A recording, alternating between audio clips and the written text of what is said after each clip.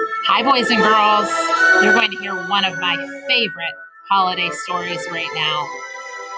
It is called The Polar Express, and I'm going to read it to you. I hope this really puts you in the holiday spirit because you're going to be going on break for a couple weeks and we won't see you again until 2021.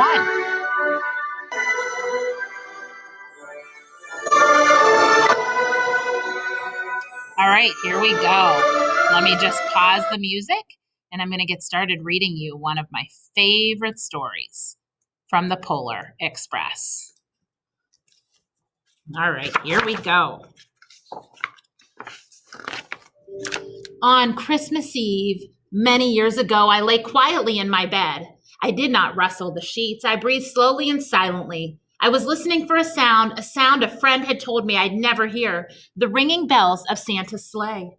There is no Santa, my friend had insisted, but I knew he was wrong.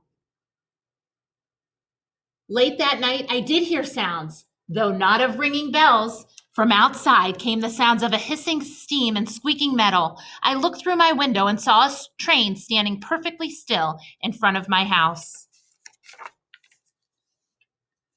It was wrapped in an apron of steam. Snowflakes fell lightly around it. A conductor stood at the open door of one of the cars. He took a large pocket watch from his vest, then looked up at my window. I put on my slippers and robe. I tiptoed downstairs and out the door.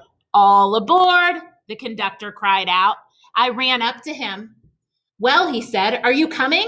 "Where?" I asked. "Why, to the North Pole, of course," was his answer. "This is the Polar Express." I took his outstretched hand and he pulled me aboard. This train is the Polar Express.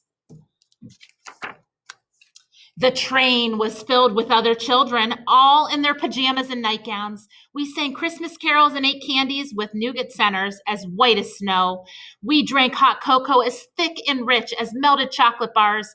Outside, the lights of towns and villages flickered in the distance as the Polar Express raced northward.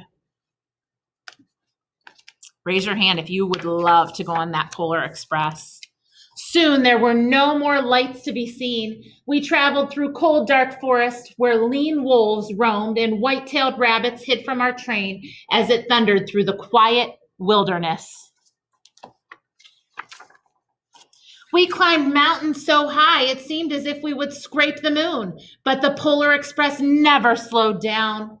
Faster and faster we ran along, rolling over peaks and through valleys like a car on a roller coaster. Ooh, look there's the Polar Express up on the mountainside. It's hard to see.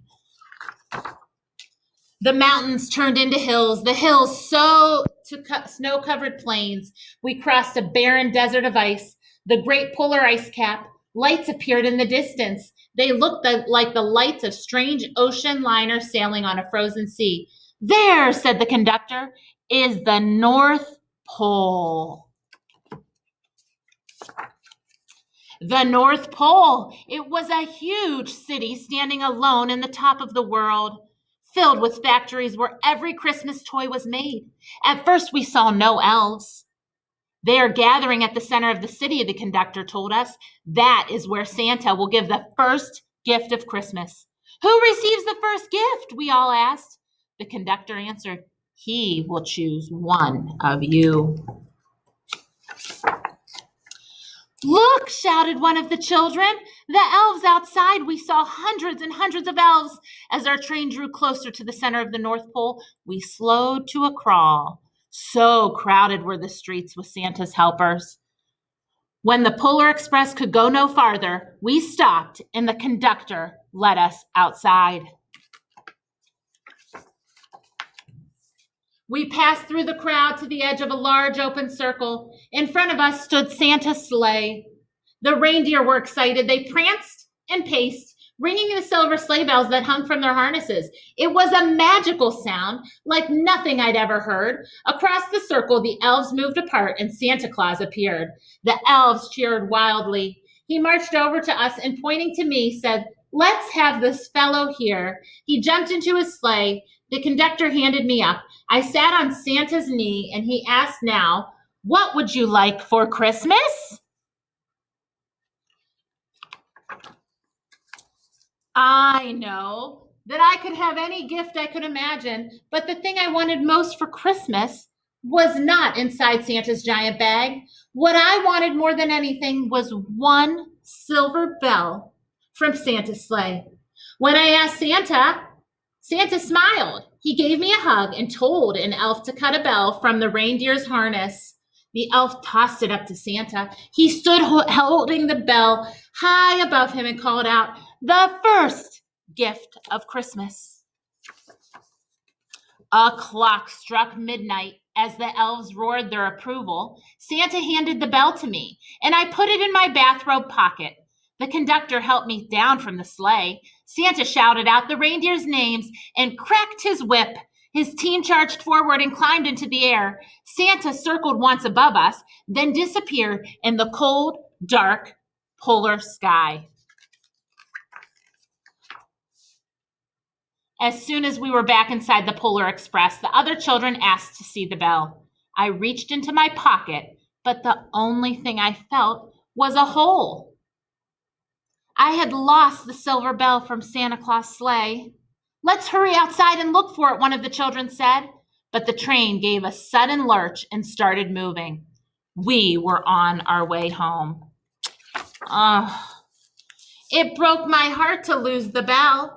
When the train reached my house, I sadly left the other children. I stood at my doorway and waved goodbye.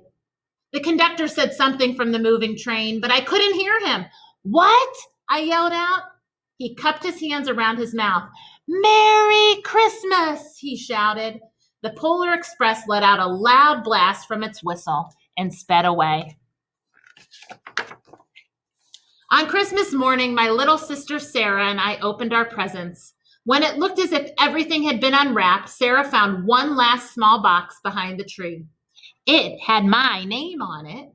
Inside was the silver bell. There was a note. "Found this on the seat of my sleigh. Fix that hole in your pocket. Signed, Mr. C." Who would that be? Mr. Claus. I shook the bell. It made the most beautiful sound my sister and I had ever heard. But my mother said, "Oh, that's too bad." "Yes," said my father, "it's broken." When I'd shaken the bell, my parents had not heard a sound. At one time, most of my friends could hear the bell, but as years passed, it fell silent for all of them. Even Sarah found one Christmas that she could no longer hear its sweet sound. Though I've grown old, the bell still rings for me, as it does for all who truly believe. The end of the Polar Express.